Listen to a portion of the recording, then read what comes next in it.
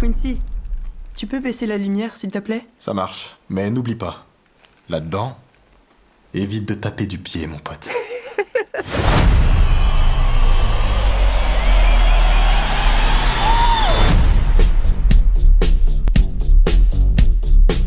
Bonjour à toutes et à tous, nous voilà pour parler une semaine après sa sortie du tant attendu, on va dire le saint des saints, le tant fantasmé et inespéré biopic sur une légende, le fameux King de la pop, le fameux film Michael dont tout le monde parle déjà depuis sa sortie il y a à peu près une semaine, revenant sur les débuts de carrière de MJ, on va dire du début avec ses frères avec les Jackson 5, et on va dire jusqu'en 1988 avec, on va dire le live Wembley avec l'album Bad. Alors je pense que je vais plutôt faire une vidéo longue, après tout dépend de comment je vais monter la vidéo sur ce sujet, d'autant plus que j'ai, on va dire, beaucoup de choses à dire, et pas en bien, beaucoup de choses à dire sur ce film, et j'aimerais aussi recontextualiser 2-3 petites choses en rapport avec ce film. Il faut revenir sur un sujet qui fait énormément débat, on va dire dans le monde du cinéma depuis plusieurs années. C'est sur comment on va qualifier ce qu'est un biopic bon ou mauvais.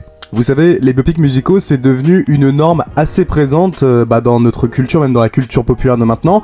Un genre un peu à part du cinéma qui s'est démocratisé depuis plusieurs années par le succès immense d'un certain Bohemian Rhapsody, film qui retraçait l'histoire de Queen, et maintenant, à travers tous les films qui ont pu passer de cette espèce de mode, même si la mode commence peut-être à s'essouffler, sur ce fameux débat de comment on va raconter l'histoire d'un artiste ou l'histoire d'un groupe musical, comment la rendre pertinente, comment la rendre intéressante, etc., etc. Alors, chacun aura son avis dessus. Les fans attendent surtout peut-être, on va dire, un film qui respecte l'auteur et l'artiste dont on va parler, tandis que d'autres, peut-être des gens plus cinéphiles, voudront surtout une œuvre, on va dire, unique, avec un point de vue et un angle d'attaque fort et intéressant. Alors voilà, c'est assez objectif, comme je vous l'ai dit, même si pour moi je suis pas totalement partial sur cette espèce de débat, parce que en fait, pour moi, faire un biopic, alors qu'il soit musical ou non, attention, ça peut être aussi sur une personnalité politique, historique, voilà. Le problème, c'est que le piège de la plupart des biopics depuis quelques années qui sortent sont liés en fait à cet engagement de souvent faire un film cahier des charges. C'est-à-dire, en fait, tout simplement ne jamais aller en profondeur, rendre l'histoire d'une personnalité complexe et ambiguë, très lisse, très formaté, car il y a souvent des enjeux économiques derrière, vous vous doutez bien. Donc bien évidemment, faut prendre le minimum de risques pour pas faire un film trop sombre, pour pas non plus faire un film trop original parfois. Et cette confrontation se manifeste dans un enchaînement en fait de biopics depuis plusieurs années, tous aussi inutiles et, on va dire, insignifiants les uns que les autres, tentant surtout de faire du profit sur l'image de l'artiste. Et c'est pour ça que pour moi, très peu de biopics, on va dire modernes, sont intéressants selon moi, c'est même un genre qui ne me plaît pas véritablement, lié en fait à ce qu'Hollywood en a fait et a construit sur plusieurs années. Je vais pas revenir dessus, mais voilà, entre un Bohemian Rhapsody qui a été un peu le début de ce fléau, qui est un film extrêmement mensonger et qui est lissé à l'extrême. Je peux penser à One Love, le biopic sur Bob Marley, ou encore le film Back to Black qui venait sur Amy Winehouse. Il y en a plein encore, etc., etc. Alors voilà, certains ont pu sortir du lot, tels que par exemple le Rocketman, que je n'ai pas vu, qui revenait sur la vie de Elton John, ou encore le récent Elvis réalisé par Baz Luhrmann, qui a été sauvé par un peu la réalisation assez folle de Baz Luhrmann, dont je suis pas fan du film, peut-être parce que je suis pas fan d'Elvis, mais je pense qu'on m'en a un peu trop fait. Et d'autres films qui peuvent être plutôt intéressants, comme j'ai pu voir le biopic sur Monsieur Aznavour qui a été fait par Grand Corps Malade, qui m'avait plutôt convaincu, même si là aussi ça restait quand même très, on va dire, classique, voilà, très académique. Mais c'est vrai que voilà, pour revenir à une époque où on avait vraiment des œuvres uniques qui s'accaparaient, on va dire, des artistes pour en démontrer un point de vue et un angle d'attaque ultra fort et marquant, faut quand même revenir à plusieurs années. Il y a selon moi le meilleur biopic musical sur un artiste ou plutôt un groupe d'artistes, et même là ça pousse un peu à ambiguïté quand vous voyez le film, c'est le fameux film Les Doors, réalisé par Oliver Stone. Alors là aussi c'est un film qui parlait plus de Jim Morrison que du groupe en lui-même, c'est pour ça que ça a toujours fait débat, mais qui est un film ô combien marquant par la manière dont Oliver Stone va traiter le personnage de Jim Morrison, qui va être une personnalité extrêmement complexe, ambiguë, qui est perdue dans sa quête un peu de vérité. Enfin c'est vraiment un film absolument génial. Et si on veut revenir encore plus loin, on va parler du fameux biopic, peut-être le plus grand biopic jamais fait, qui est sur Amadeus, sur Mozart, qui était réalisé par Milos Forman, qui est un film absolument complet et fou, qui va parler du dénouement d'un artiste pour son travail. C'est un film absolument formidable. Bon, je compare ce qui est pas comparable, on va pas comparer Bohemian Rhapsody, qui est vraiment un tâcheron, enfin c'est vraiment un film de tâcheron, et un film comme Amadeus. Mais tout ça pour dire que cette mode des biopics musicaux sans volonté artistique sont un fléau, selon moi, c'est un peu catastrophique, d'autant plus qu'on prend souvent des yes man, des auteurs pas connus, ou alors des auteurs qui viennent du milieu indépendant, on va leur dire ce qu'il faut faire, ce qu'ils doivent faire, en fait ils vont suivre un cahier des charges, sans aucune once de volonté artistique qui sont, bah en fait ce sont des auteurs qui sont catapultés sur un siège automatique. Et quel est le lien avec le film du jour ? Et bah bon, je vais un peu spoiler, mais tout simplement parce que ce Michael 2026 est le parfait symbole de cette industrie en phase mortuaire, simplement à but mercantile. Cette première partie de la vie de Michael Jackson, oui parce que bien évidemment la vie d'un homme tel que Michael Jackson, qui est une vie très complexe, c'est assez dense, hein. Donc soit t'as le choix de le faire en série télé, ce qui est plutôt une bonne idée vu que voilà, ça peut être en fur et à mesure de sa période, de ses époques, de ses saisons, ça peut être intéressant, ou alors faire un film, mais là c'est plus risqué, faire un film long de 3 heures, mais il va falloir couper des passages. Mais bien évidemment, l'idée de prolonger l'histoire en plusieurs films est d'un opportunisme assez cradingue, qui prouve déjà que ce film a été fait pour de mauvaises raisons. Alors avant de commencer à justifier un peu tout mon avis, tout ce que je pense du film, même si vous avez bien compris que je ne l'ai pas beaucoup aimé, et pourquoi c'est un très mauvais biopic qui ne rend pas un bon hommage au roi de la pop, ou alors c'est un hommage très christique et très langue de bois, donc pas du tout authentique et encore moins naturel. Dites-vous simplement, et si vous voulez juste connaître mon avis, que ce film coche absolument toutes les cases du biopic, lisse, insignifiant, oubliable, opportuniste comme pas possible, contrôlé par la famille de l'artiste bien évidemment, dont tous les passages et moments pertinents, donc des passages plus sombres, plus une remise en question, ont été complètement supprimés ou alors n'ont jamais été écrits dans le scénario de John Logan, où chaque détail et élément ont été minutieusement, on va dire, choisis et observés par la famille Jackson, ça va de soi, où il faut pas faire de vagues,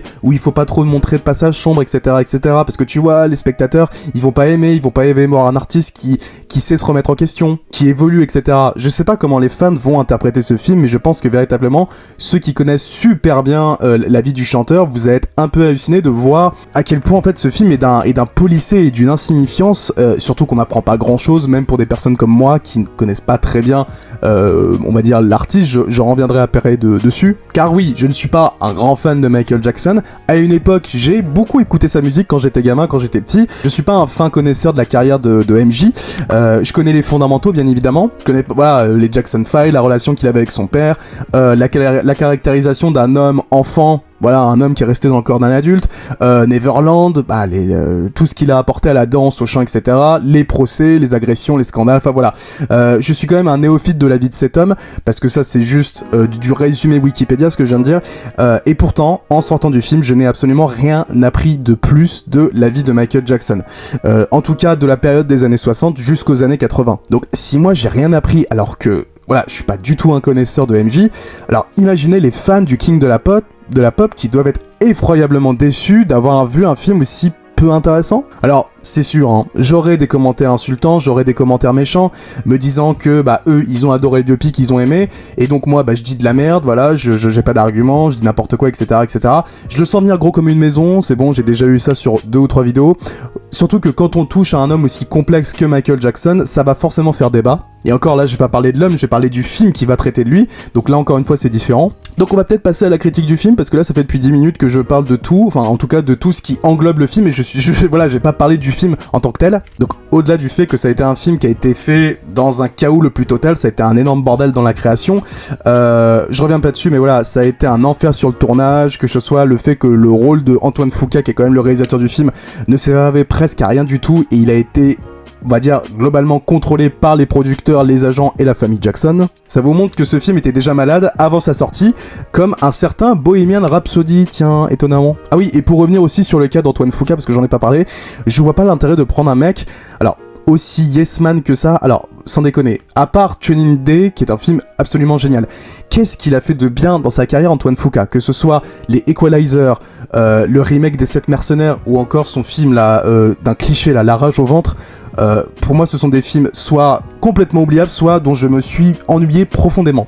Voilà, et alors franchement, Training Day, j'adore ce film, c'est un film excellent, mais est-ce que la réussite de ce film ne vient pas plus du travail d'écriture de David Ayer, qui a écrit le scénario, plutôt que la réal qui semble quand même un peu classique de la part de Antoine Fuqua? Ouais, là, là ça peut faire débat. Mais bon, voilà, comme ça, c'est pour dire que ça n'empêchera pas les fans de ce film de dire que c'est le meilleur biopic qu'ils ont jamais vu, que c'est le meilleur film sur un artiste, blablabla. Vous pensez ce que vous voulez, vous avez le droit d'avoir votre avis, mais je le redis, quand on fait un film sur le roi de la pop, on se doit de bien le faire, ce que fait presque jamais ce film. De toute façon, je vais quand même avoir des critiques. Dès que je touche un peu à un film que les gens ont aimé, il faut qu'une armée de fanatiques vienne pour me défoncer la gueule. À croire que les gens sont devenus très susceptibles en 2026 étonnamment, alors qu'on parle juste d'un film, hein. Attention, j'ai insulté personne. En fait, l'élément qui ressort à la sortie de ce long métrage selon moi, c'est bien de voir à quel point c'est incroyable d'autant, on va dire, polisser une histoire, une figure et une personnalité. Mais rarement d'une manière aussi extraordinaire et aussi impressionnante, quoi, dans le mauvais sens du terme. À côté, je pense que Bohemian Rhapsody rassemblerait plus presque à un film nuancé à côté de ce film aussi formaté que plastifié. Premier problème du film, le personnage de Michael. C'est une énorme coquille vide, sans nuance, ni développement. C'est une sacrée réussite d'aussi peu creuser un personnage sans ne jamais le remettre en question. Tout semble venir par un miracle pour le personnage de Michael. Pareil pour son travail, que ce soit ses chansons, ses pas de danse, sa musique, même sa voix.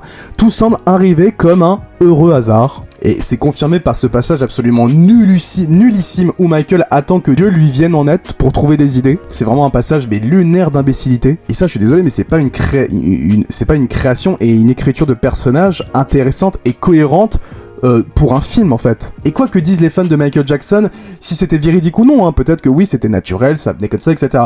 Que ce soit de la fiction ou de la réalité, tu ne construis pas un personnage de cette manière. Tu ne construis pas ton film sur un personnage de quasi superstar parfaite, où à aucun moment il va se remettre en question. C'est pas comme ça qu'on écrit un personnage, que ce soit fiction, réalité ou pas, on s'en fout. Je me dis mais comment s'attacher à un personnage qui ne faiblit jamais? Comment un personnage qui n'a aucune once de nuance sur plus de 2 heures de film? C'est un peu un miracle de traiter un personnage aussi complexe d'une manière aussi sage et timide. Alors peut-être que certains diront que justement ils vont adopter ce point de vue plus ambigu, plus nuancé dans la deuxième partie. Oui, peut-être, mais c'est pas comme ça qu'on construit alors une trilogie ou une duologie de films, ça ne fonctionne pas. D'ailleurs, le traitement de Michael est à l'image du film, jamais un mot plus haut que l'autre, je l'ai déjà dit, tout est planifié, organisé, rien ne dépasse comme le bon élève premier de la classe que doit être Antoine Fuqua si on lui a laissé la main pour avoir des idées de réalisation, parce que là aussi ça m'étonnerait énormément. Et du coup, bah ouais, comment croire à une possibilité de volonté artistique tant en fait tout est fait sur l'image de Michael et c'est toujours Michael. Car oui, bien évidemment, le film ne traite pas le personnage de Michael comme un être humain, mais comme une image, une immense publicité de 2h07, opportuniste et indigne du roi de la pop. Et c'est là où tu te demandes, mais comment ils vont faire une suite alors que déjà cette première partie ne semble presque rien raconter sur la vie du chanteur. Si ce n'est bien évidemment la relation qu'il va avoir entre lui et son père, Joseph Jackson. L'angle d'attaque de ce film qui, là aussi, semble rester extrêmement caduque, parce que là aussi, on tente le plus possible d'éclipser les horreurs du père. Alors oui, on a quand même 2-3 passages où on voit le père Jackson fouetter son fils, mais là aussi, tu vois qu'ils ont éclipsé beaucoup de passages, qui auraient amené à des passages bien évidemment plus consistants, mais alors, soit ils ont été supprimés, ça peut être le cas, soit bah, ils ont été complètement, soit ça n'a jamais été écrit dans le scénario original, peut-être. En fait, tu vois que le film veut frôler les passages les plus sombres de l'histoire du gamin Jackson, mais ils veulent surtout garder cet esprit du management d'un père qui ne voyait pas ses fils comme des véritables artistes, mais plus comme du profit. Ça d'ailleurs c'est intéressant, voilà, je défonce pas totalement le film, c'est quand même un passage assez pertinent, même si encore une fois pour moi les enjeux se répètent énormément sur plus de 2 heures de film. Pour moi les thématiques tournent en rond, et tu te dis mais pourquoi faire un film de 2 heures alors que bon, j'ai l'impression que les thématiques tournent depuis plus d'1 heure, enfin il y a un truc qui fonctionne pas, c'est pas cohérent. La relation entre Joseph et Michael semble complètement se répéter, pour aucune raison d'ailleurs. Rien n'évolue, ni l'idée d'indépendance de Michael, qui ne semble jamais évoluer, vraiment, c'est plus de la répétition, et jamais on croit à quelque chose qui pourrait être intéressant. Alors, compte tenu des choix des acteurs, là où je serais peut-être le moins critique, si Jafar Jackson semble être un peu caricatural au début, parce qu'on a ce côté, on va dire, trop souriant et artificiel, Michael Jackson n'était pas, je pense, trop souriant pour rien, enfin je trouve que ça fonctionnait pas très bien dans une première partie. mais l'acteur devient plus convaincant dans sa dernière partie, avec un immense travail bien évidemment du côté chant et danse.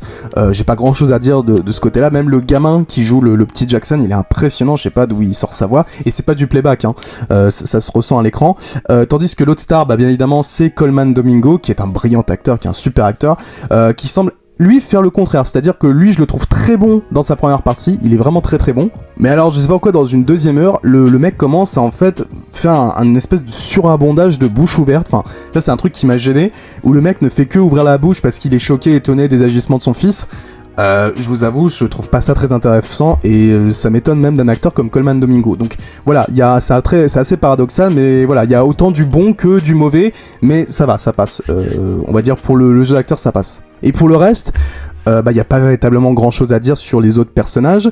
Entre une mère qui semble rien apporter à son fils, si ce n'est, on va dire, l'énième mère protectrice et bien pensante, qui a un peu d'un cliché, d'une banalité, surtout pour la famille Jackson, c'est un peu dommage. Alors les Jackson Brothers, alors eux, les frères, ils font issus que de figuration, tellement ils ne servent absolument à rien dans l'intrigue.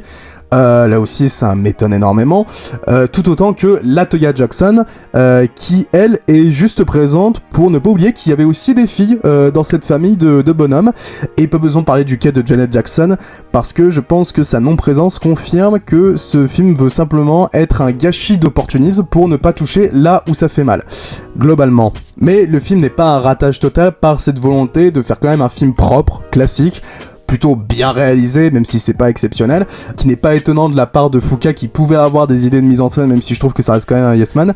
C'est un peu le défaut d'une qualité, parce que pour moi le film est visuellement très beau, mais c'est aussi trop sage et trop pop, enfin c'est en lien avec la carrière de Jackson, mais je trouve pas que ça soit une grande idée brillante de réalisation, quoi. En fait, ce film est un hocher musical absolument pas subtil pour un sou, et qui prouve qu'on peut faire pire en termes de traitement de biopic musical après Bohemian Rhapsody. Car si vous aviez détesté les 15 minutes de live aid du médiocre Bohemian Rhapsody, alors là, attendez-vous à un enchaînement aussi subtil qu'un éléphant dans un magasin de porcelaine, de séquences musicales pompeuses, mais aussi de plus de 20 putains de minutes de concerts inutiles qui sont plantés plan par plan, de vrais passages de concerts. Le film tente de remplir les 20 dernières minutes qui sont bourrées de vide. C'est lunaire de finir un biopic avec un vide pareil, quoi. Vraiment, le film ne savait pas comment finir, et du coup il se dit tiens, on va mettre 20 minutes, c'est comme Bohemian Rhapsody, c'est assez fou quand même. C'est vraiment, voilà, c'est de la paillette, c'est de la poudre aux yeux, de la poudre de perlimpinpin, voilà. Michael est la quintessence de tous ces biopics musicaux merdiques qui manipulent ses fans par sa musique fanservice et ses passages aussi creux que le peu d'artistique dans ce film. Certains diront qu'il ne recherche que la simple volonté de voir, on va dire, une histoire prendre vie et non un film avec un point de vue et un enjeu crucial. Alors je comprends totalement, cependant quand on connaît l'homme Jackson, faire un film aussi creux et oubliable, c'est pas ce qui est véritablement attendu. Quand on pense à Michael Jackson, on pense à un boulevard d'idées, pour raconter une histoire folle, une histoire sombre, surprenante. Sa vie est gavée de passages marquants. Alors pourquoi faire un film aussi peu intéressant et qui ne se mouille jamais? Et pour moi la suite ne fera pas mieux, tant en fait cette première partie cherche constamment à cacher ce qui pourrait être pertinent ou de ne pas assez le développer, que ce soit le côté enfant dans un corps d'adulte de Michael, lié au traumatisme de son père et à son influence, qui n'est pas bien développé dans le film, le racisme de cette période côté MTV. Alors je vous avoue que là aussi c'est quand même balayé d'un revers de coup de main par un appel téléphonique, bon, et peut-être une des pires choses c'est le cas de Thriller, le fameux clip qui a marqué les années 80, c'est peut-être le plus grand clip jamais fait dans l'histoire de la musique, qui est quand même là aussi extrêmement mal exploité, c'est-à-dire qu'on va juste te raconter le fait que Michael il voulait filmer les pieds, voilà la grande idée, super, et il n'y a pas plus que ça, c'est tellement dommage, il y avait tellement de choses à dire sur ce clip Thriller, la relation qu'avait pu avoir Michael Jackson avec John Landis, qui est le réalisateur, qui est un super réalisateur film des années 80, qui est d'ailleurs un peu caché, c'est assez bizarre la manière de montrer le réalisateur, alors que c'était lui aussi qui avait les idées pour faire Thriller, bon bref. D'autres choses aussi, le vitiligo qui est placé comme dans qui est quand même placé dans une phrase mais sans avoir une grande importance. Pareil pour la chirurgie du nez, alors qui est là aussi placé inutilement dans l'intrigue et qui ne mène à rien.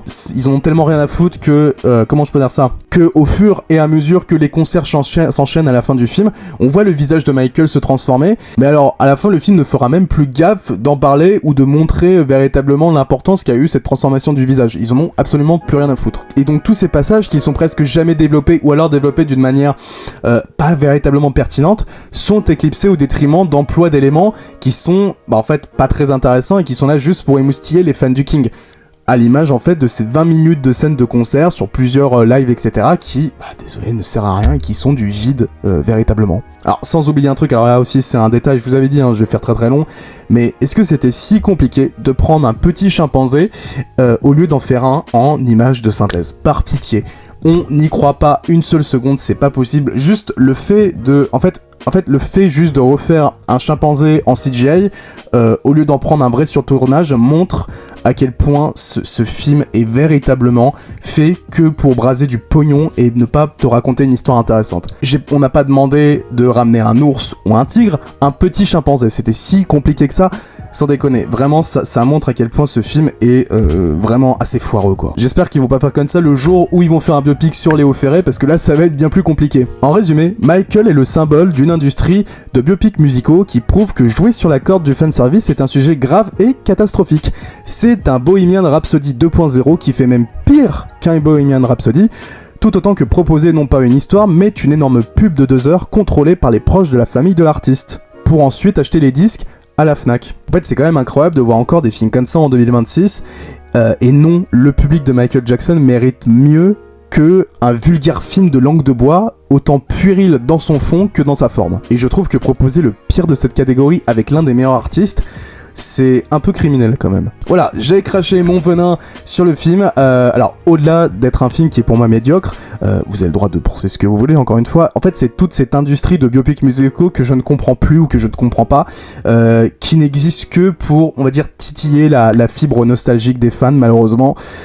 Voilà, ce sont des films qui manipulent les gens en te faisant croire que c'est un film super, car il y a de la musique, voilà, il y a du son en super Dolby, ils te remettent les concerts en live, etc., pour vraiment encore une fois titiller la film nostalgique. C'est pas ça un bon biopic musical, c'est pas comme ça que ça doit être fait. Ça c'est du MCU, c'est du Marvel, tu vois, c'est du Spider-Man No Way Home.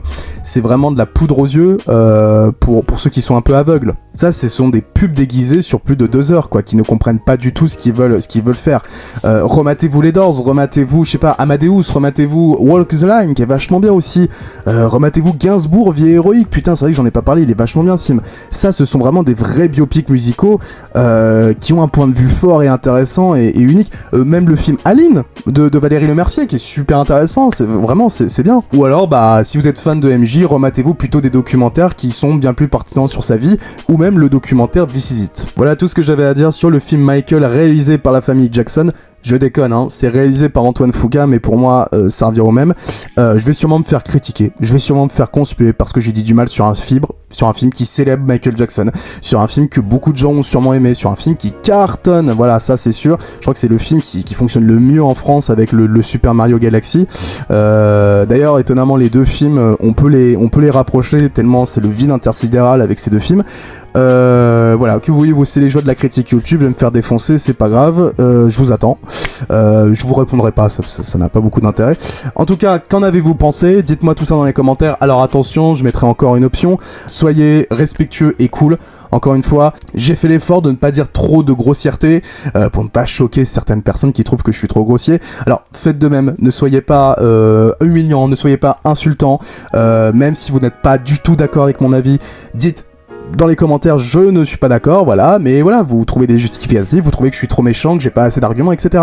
Mais ne soyez pas méchants s'il vous plaît, encore une fois. On vit dans un monde de merde, on vit dans un monde extrêmement sombre où il n'y a presque plus de respect, où le respect n'existe plus. Alors voilà, pas besoin de se tirer les cheveux pour un film en plus, ça n'a aucun intérêt. Donc voilà ce que j'avais à dire. Encore une fois, le respect, la bienveillance, c'est les mots-clés de la chaîne, s'il y a des mots-clés. Donc voilà ce que j'avais pensé de ce film. Dites-moi tout ça dans les commentaires. Quant à moi, je vous dis à très bientôt sur la chaîne. Merci encore et au revoir.